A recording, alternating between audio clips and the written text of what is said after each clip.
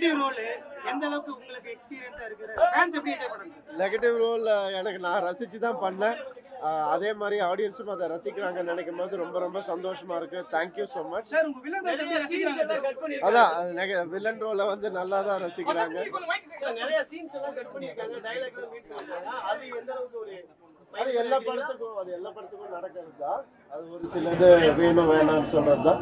So அது சின்ன சின்ன இடத்துல நடந்திருக்கு.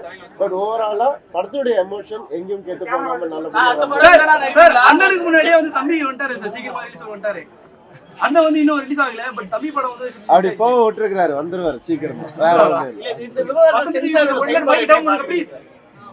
எனக்கு ஒண்ணே ஒண்ணுதாங்க, எல்லா படங்களும் நல்லா வரணும். எல்லா படமும் கண்டிப்பா நல்லா வரும். எல்லா படத்துலயும் உழைப்பு பயங்கரமா இருக்கு, எல்லாருடைய உழைப்பும்.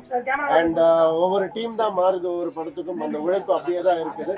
ஸோ எல்லா படமும் நல்லா ஓடணும்னு தான் நான் என்னைக்குமே பிரார்த்தனை பண்ணிக்கிறேன். ஹிந்தி போராட்டம் எந்த அளவுக்கு இந்த தலைமுறைக்கு வந்திருக்கு இந்த படத்து மூலமா வந்து அது இனிமேல் தான் தெரியும். எந்த அளவுக்கு ரெஸ்பான்ஸ் இருந்தது? ரெஸ்பான்ஸ் எக்ஸ்ட்ராடனரியா இருக்குது.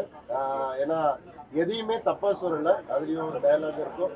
ஹிந்தி எதிர்க்கிறவங்க கிடையாது, அது திணிப்பை எதிர்க்கிறவங்கன்ற ஒரு டயலாக்.